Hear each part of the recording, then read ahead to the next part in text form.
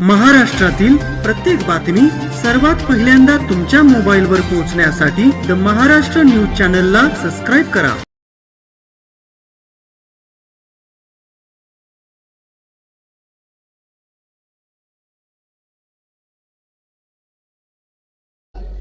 यायला आज खूप उशीर झालेला आहे. कार्यक्रम मला वाटतं 6 का 7 वाजता होता आणि मला यायलाच 9 वाजले, 9 का 9:30 वाजले.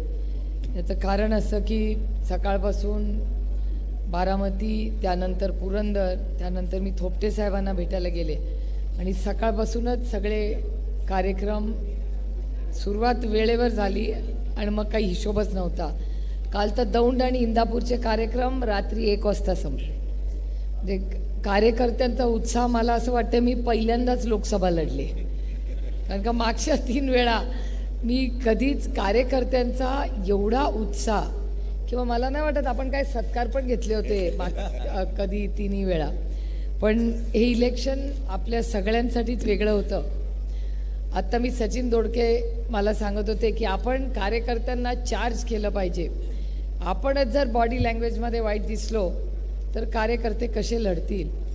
मला सचिन तुम्हाला सांगायचं आहे की हे सगळे जे कार्यकर्ते आहेत ना, यांना आपण कसे वागलो तरी ह्यांना आयुष्यात काय करायचं आहे हा निश्चय त्यांनी केलेला आहे. त्यामुळे आपण, कारण ह्या संपूर्ण भागामध्ये याचा उल्लेख रोहितने त्याच्या भाषणातही केला की असेही असंख्य लोक आहेत ज्यांनी अर्धा प्रचार माझा केला आणि नंतर अर्धा विरोधकांचा केला. असे खूप, म्हणजे मी आता जेव्हा वळून पाहते तेव्हा मला आधी खूप वाईट वाटायचं आणि आता काय नाही वाटत.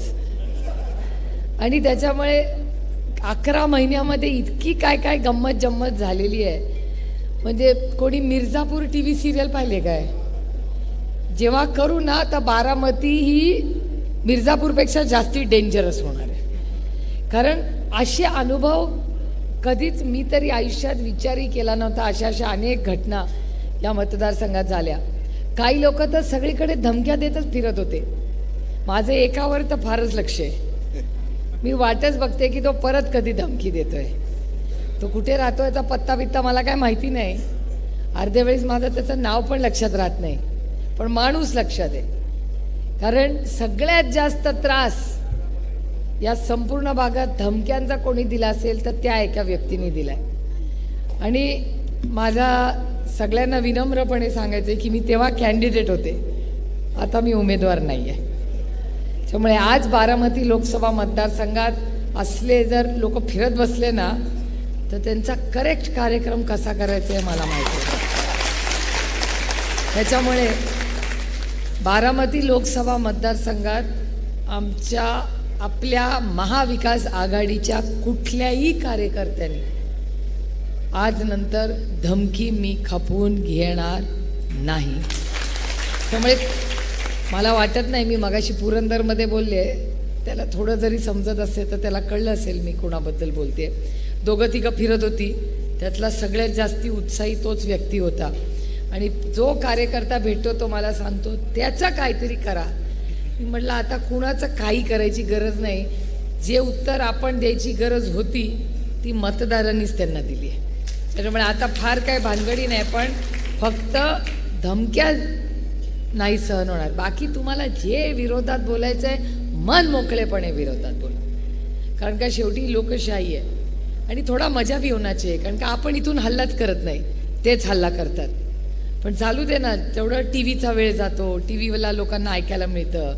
आणि ते बोलले की ते आपल्याला विचारणार तुमचं काय मत आहे, आपण म्हणणार रामकृष्ण हरी, ते तेवढं झालं.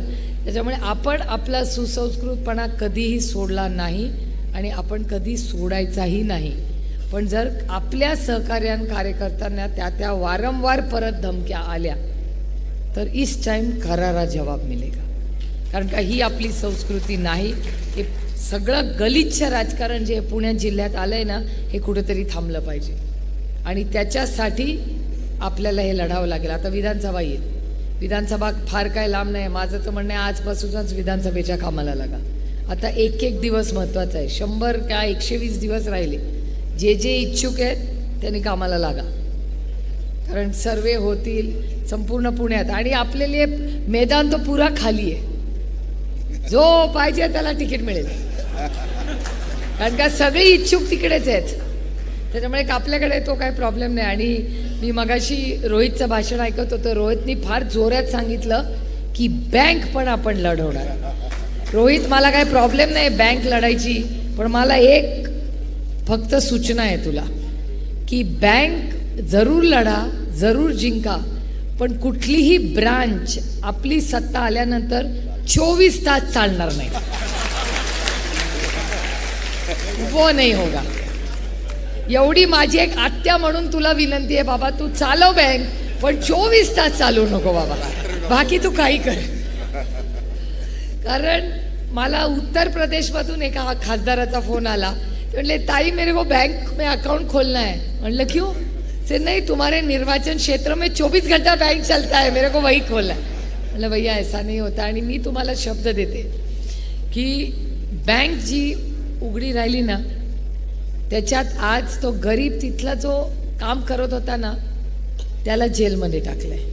तो गरीब आहे, कष्ट करणारे, मेरिटवर त्याला ती नोकरी मिळाली, त्याची एक बायको आणि त्याची लहान मुलं आहेत. तो निर्णय त्याचा नव्हता, तो निर्णय कोणीतरी त्याच्या मागे आहे, ज्यांनी त्याला ती बँक उघडी ठेवायला लागली. मी स्वतः उद्या दुर्गाडे सरांना फोन करून सांगणार आहे की दुर्गाडे सर, मी 15 दिवस देते तुम्हाला, तुम्ही ज्यांनी त्याला आदेश दिला त्या माणसाला पकडा आणि ह्या माणसासाठी केस लढा. आणि तुम्ही लढला नाही तर त्याच्यासाठी आम्ही सगळे केस लढू. आणि ह्यांनी ज्यांनी हे चुकीचं काम करायला लावलं, कारण का अर्थातच तो बिचारा तिथे कामगार आहे, तो काय आता उद्या सचिन दोडकेंनी सांगितलं हे सगळे केटरर रात्रभर बसणार, काय करतील बिचारा, पापी पेट का सवाल आहे, ते बसतील रात्री आणि पोलीस आले तर म्हणतील कोणी, ते बिचारे जातील जेलमध्ये, सचिन दोडके बसतील इथे आराम से. ऐसा नाही चलेगा. ज्या माणसाने चुकीचं काम PDCC बँकेत केलेलं आहे त्यालाच शिक्षा व्हायला पाहिजे. कुठल्या तरी गरीब तिथल्या काम करणाऱ्याला शिक्षा होता कामा नाही. आपण त्याच्यात भागीदार नाही आहोत, पण हे चुकीचं काम बघत बसलो ना तरी आपण भागीदार होतो त्यातलं. आणि मी बारामती लोकसभा मतदारसंघात असल्या कुठल्याही गरीब कष्ट करणाऱ्यावर अन्याय होऊ देणार नाही. त्यामुळे अशी अनेक घटना आहेत. त्या दिवशी रोहितनी तर धडाकाच लावला होता. नंतर मला वाटलं काय बायकोनी नाश्ता घेऊन पाठवलं होतं त्या दिवशी, मतदानाच्या दिवशी देवालाच ठाऊक. दर अर्ध्या तासाला व्हिडिओ, हा पैसे वाटतोय, तो पैसे वाटतोय. त्याच्या आधी त्या भोरवाल्यांनी गाडीच पकडली पैशाची, तिथे दिसत आहेत हजारो रुपये आणि पोलीस म्हणतात किती 1100 रुपये. म्हटलं अहो डोळ्यांनी दिसत आहेत हजारो रुपयाच्या नोटा पडल्या आहेत, तुम्ही काय 1100 म्हणताय. आता ती मारामारी चालली आहे, संग्राम दादा आणि आपले सगळे लोक लढत आहेत. आता त्यांच्यावर केस करायच्या ऐवजी आपल्याच लोकांवर केस करतायत. आणि आज ते एक नवीन बातमी आली, आता खरी खोटी मला माहिती नाही, हे रेकॉर्ड करणाऱ्याने, मी म्हणत नाही आहे, असं कानावर आलंय, खरं खोटं मला माहिती नाही. आज बऱ्याच लोकांना फोन गेलेत आणि हिशोब मागायला सुरुवात झाली.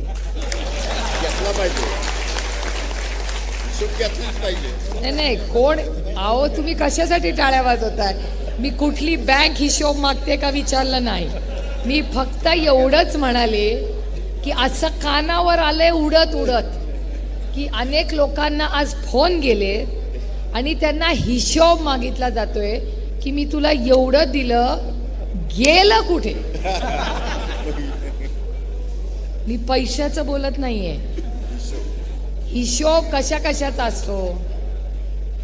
आपण किराणा मालाचा हिशोब असतो, भाजीवाल्याचा हिशोब असतो. तुम्ही चुकीचे अर्थ काढू नका. प्रत्येक जण आपले, मी काही आरोप करत नाहीये, मी जे कानावर आलं तेवढंच तुम्हाला सांगते.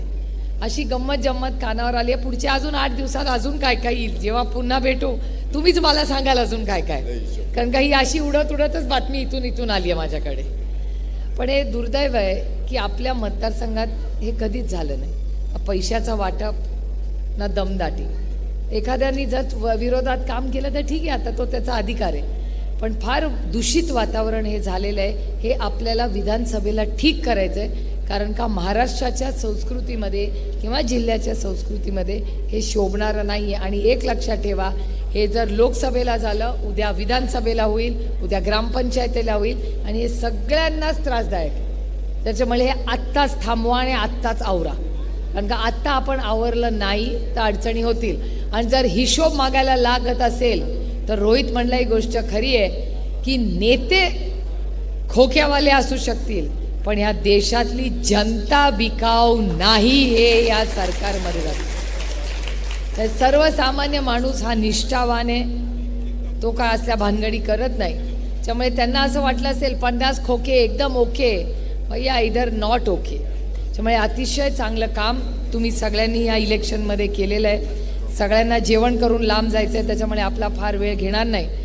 पण पुन्हा एकदा संघर्षा काळात ज्या पद्धतीने तुम्ही लढला त्याला तुम्हाला मनापासून मानाचा मुजरा करते. आणि आपल्या सगळ्यांनी जी संघटनेमध्ये अतिशय उत्तम काम केलं त्याबद्दल तुमचे मनपूर्वक आभार मानून आपली रजा घेते. जय हिंद, जय महाराष्ट्र, जय आघाडी.